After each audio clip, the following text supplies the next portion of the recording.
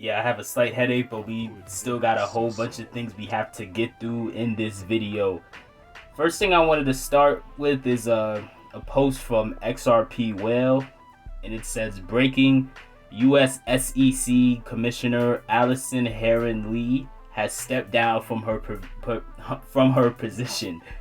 Now, I think that's interesting. I don't know if it's gonna, catch a whole bunch of people's eyes, or I don't know if it even truly matters. But I do think it's interesting that so many people tied to the SEC, whether it's their lawyers or whether it's certain people who work for them, a lot of people are trying to distance themselves. And again, with the recent court ruling from Judge McCaleb, which she denied the SEC's motion, a lot of people think that, really the SEC's case never really had much to stand on in the first place, but now a lot of people feel as though it's gonna really, in the coming days or weeks or months, it's gonna really start to just like fall apart even harder than it already was falling apart beforehand. Which I'm cool with that, obviously, because I think what the SEC did here was dirty and they knew what they did, so there's no reason to sympathize with them over that. Next story I want to get to is a story. It's not necessarily directly tied to crypto, but I still think it kind of is relevant. And it says, this just in: Nancy Pelosi's husband bought $5 million in chip stocks, including 20,000 shares of Nvidia, ahead of China competition bill in the Senate that would allocate $52 billion to boost domestic semiconductor manufacturing and includes massive tax credits. This is not a coincidence. I know many of you listening to this probably already understand that, but for the few people that don't, this is not a coincidence. A lot of these politicians are very corrupt, and they're rigging this game in their favor. And Nancy Pelosi is one of the best examples of a hypocrite who they want you to do as they say and not as they do. It's rules for thee and not for me. Because people have been talking about and exposing for a while now the shady dealings her and her husband do, like her and her husband have. It's clearly insider trading. Like, what kind of nonsense is this? So he, quote unquote, coincidentally bought $5 million in chip stocks right before a bill is passed that would almost guarantee that he's gonna make a lot of money from it. Like, this is clear. Like, they know what they're doing, and it's frustrating that these stories are never the stories that really get very popular. Nobody ever really cares about these stories. Nobody ever pays any of these stories any mind. Like, something like that is never gonna go viral. Even the people in crypto aren't gonna be very quick to post it or talk about it, but I just felt like I should put that out there. The next story I want to get into is Jed McCaleb. For many people who follow XRP, you know that Jed McCaleb, he has been dumping XRP for several years now. He wasn't, when he parted ways from Ripple, like, they had an agreement that he can't dump it all at once. So he's been he has a bot that's been slowly dumping his XRP from his taco stand wallet for the past several years. Many people believe that it's caused a lot of selling pressure. I'm one of those people that believe that. I agree. Like, if you got a guy who everybody knows has a bot that's just dumping a coin at any price non-stop for several years, I do think it's very fair to say that person, I think it's very fair to say that could play a very big role in the price of a coin. Because again, we're not talking about, he has 100 coins he sells here and there. He has he had billions. He's been selling billions for years, so he's slowly been liquidating it over and over and over again. But his wallet is almost finished. I have a screenshot that I'm posting on the screen now of his taco stand wallet. There's only about 1.1 million XRP that's left, so that it's gonna be very gratifying to know that he's just about finished, that he's gonna be out of the picture. And I don't think he really wants to be in the picture that much anyway. I think he's just focused on Stellar, but it is what it is. He had to wait a certain amount of time to get rid of all of it. So next story I want to get into here, it's a post from Wendy, Crypto Wendy O. She's a popular crypto YouTuber. And the post, and it says, the fact that Ripple has spent $100 million on legal fees in their battle against the SEC is insane. What a waste of time and money. All the SEC needed to do is come up with some sort of guidelines for crypto and let people build and collect taxes. That's really, and I agree 100%. Obviously, we all agree with that. Like what the SEC did here was criminal. They knew what they were doing. Like there was an agenda here. They wanted to sabotage this coin. They wanted to sabotage investors who were in this coin early, and they kind of did, obviously. But in the long term, I don't think it's gonna do anything. But my real question is, in the long term, are these people gonna suffer consequences? I'm not really sure. It's really frustrating. But I'm also gonna play a clip from Brad Garlinghouse, and I'm gonna play a clip right here in a second, and it's gonna be him talking about his perspective of all the money they've had to spend and what they've gone through. It's good in large part. I think it's very clear, the more that has come out, the facts are on our side, and I think it's more and more clear the law is on our side. But we have spent, one of the things when this is all said and done, we will have spent over $100 million on legal fees fighting the SEC. And the dynamic there is, in my opinion, the SEC bullies companies into settlements because they can't afford to fight. And the reason I think this fight is so important isn't just for Ripple, it's really for the whole industry. It was literally 4 years ago this week that Bill Hinman, the director of corporate finance at the United States Securities and Exchange Commission, gave a speech saying that ETH was not a security. And by the way, let me be clear, I do not think ETH is a security. I don't think XRP is a security. But at the time, we viewed this as, isn't it great that 4 years ago, we're starting to provide some leadership and some clarity. And I viewed this as actually a very positive sign. I remember there's emails which now the SEC has read from our internal documents where I sent the team a note saying, hey, this is great news. We now have clarity of how the SEC is thinking about this. And they used some parameters around decentralization and what have you. And look, the fact that 4 years have gone by and we still don't have clarity about how the SEC is going to say what is and is not a security. And worse, actually, now the SEC, the current chair, Gensler, is really walking back the statement around ETH, and that he has been asked directly, is ETH a security? He won't answer the question. Like, how can we be competitive in the United States in an industry where a primary regulator will not provide that clarity?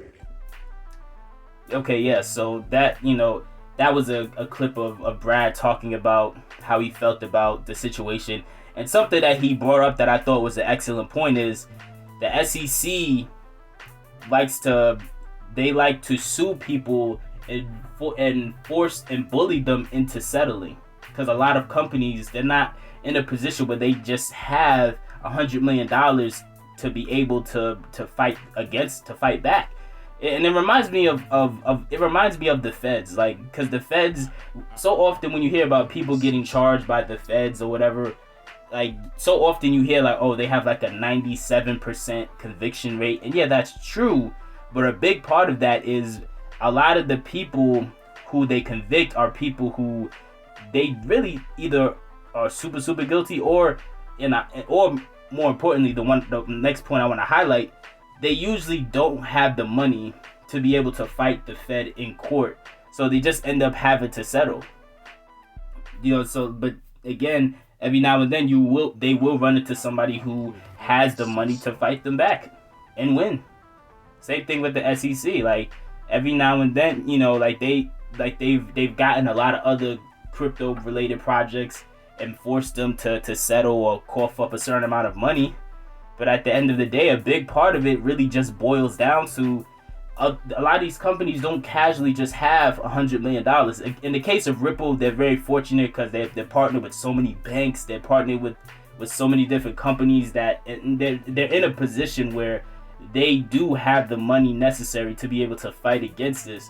But You think about all the crypto companies that aren't going to be able to fight against the SEC if and when the SEC comes after them, which they will. They absolutely will. Like some people, they're saying, oh, they're not going to come after them. I believe they absolutely will. I think they will. I absolutely think they will. And that's why I think that Ripple shouldn't settle at all. A lot of people keep talking about settlement this, settlement that. I think they need to take it all the way and just get a flat out win. They need to just be aiming for victory, in my opinion. That's what I would be doing. After all this trouble they put you through, settling, it doesn't even really make much sense. Because settling to some degree still allows them to win. You still have to cough up a lump sum of money to them. Because if they're gonna settle, they're not trying to just settle just on paper. They're gonna want you to cough up a lump sum of money like they do with every other company that they sue. So that's still kind of interesting to see, to hear his perspective on it. Next story I want to get into. The next story that I want to get into is dealing with Coinbase. Coinbase, and this is a post from. Sorry, I'm trying not to mess the name up. It's Kurt Wuckert. I think I butchered that name. Sorry, but it's like Kurt something Jr. And the post says, in the last month, Coinbase combined their USD and USDC markets, closed Coinbase Pro, and turned off their affiliate program. This is after over a year of insiders selling coin stock, which has absolutely cratered. I smell a liquidity crisis. Where's the money, Coinbase? And I agree, obviously, and I'm really biased on this because I myself just had an annoying issue that I just went through with Coinbase. So recently, I was trying to cash out some profits that I had in the coin. The coin was Proppy. I was trying to cash out of it, and Proppy, if I'm not mistaken, it was available on Bitrue, but for whatever reason, Bitrue won't let me add my bank account, so I couldn't cash out there. So I had to cash it out, turn it into XLM, and then I was gonna send it to Coinbase. I sent it to my Coinbase account so I could cash that XLM out and then just send the money straight to my bank account. But I ran into it now. Typically, that's something that shouldn't really take very long, because again, XLM is one of those coins that again it's very fast and cheap. It's very fast in transaction time and it's very cheap. So it's something that whole situation should have only taken a few minutes. But for whatever reason, I'm looking at the Stellar blockchain, and it says the transaction is completed. I looked at Bitrue. It said on their end that the transaction was completed and it was sent. But it never got into my Coinbase account, and I couldn't figure out why. I called Coinbase customer support the next day to try to get an answer. They didn't give me an answer, and they just said, "Oh, we're gonna have to investigate it, and it's gonna take up to 2 weeks." And mind you, I didn't want to wait 2 weeks, because to me that defeated the whole purpose. I wanted to get that money now, so I really couldn't understand why I have to now wait 2 weeks when I went out of my way to go take this method, thinking that I could just, I could get the money now. Like they still, it was really frustrating. And it took longer than 2 weeks, mind you. I called them back several times over like a 3.5 to 4 week period. So it basically took a month just to finally get that money to pop up back in my account. And they couldn't explain what happened. They couldn't tell. They refused to tell me what happened. They kept telling me a bunch of BS, a bunch of scripted statements that you could tell their manager told them to tell people whenever they call in who are asking about their money. They refused to tell me what happened. And then one day, about a month later, the XLM finally is sent to my Coinbase account. And I get an email from their support team saying, "Oh, this thing has been resolved." And then they're giving me like tips in the email, in the customer support emails, of tips of things that I could do to make sure my transaction doesn't get lost. I did nothing wrong in that transaction. Like they were trying to play me in that email as if somehow I made a mistake. I didn't make any mistake there. I put the proper address. I put the proper memo for XLM. I did everything that I was supposed to do. It was supposed to be a very quick transaction. They don't have the money. That's what it boils down to. And they don't have the money. They do not have the money. They absolutely don't. Because this hasn't just happened to me. I checked on social media, when I'm typing in keywords on some of these sites to see what people are saying. And other people had similar experiences where they deposited XLM and for weeks and weeks and weeks on end, they couldn't, it wasn't in their account. So to me, that also hints at a liquidity crisis. So to get back to, I was just really frustrated. And obviously, after something like that, I'm not going to cash out on Coinbase anymore. Like, it was a complete waste of time. I'm better off just, this is also why, and here's another gem for some people who might be newer to crypto. This is also why you need to have accounts on several different exchanges. I lost count of how many accounts I have, but you need to have accounts on several different exchanges, because sometimes stuff like this happens and it's like, okay, I don't trust them to ever cash out my money ever again, because now look what happened before. If that happened this time, who's to say it's not going to happen again? We just saw Celsius just went bankrupt. We see in rumors that KuCoin might go bankrupt. I absolutely believe Coinbase is also dealing with a liquidity crisis. I absolutely believe that's the case. Next story that I wanted to get into here, and this might be the last story for this video. I might separate what I'm doing into two different videos. So in this, there's an article here. It's a fake article. Well, it's not a fake article. It's a real article, but it's a fake story, or it's a story with false information. It's a story from some publication, I guess called U.Today. It says, here is why former Ripple CTO Jed McCaleb is holding on to his remaining 5 million XRP. I'm not gonna click on the article or go deeper into it. That's false information. Jed McCaleb, as far as I could tell, he does not care about Ripple or XRP. He's moved on. He's all in on Stellar, obviously.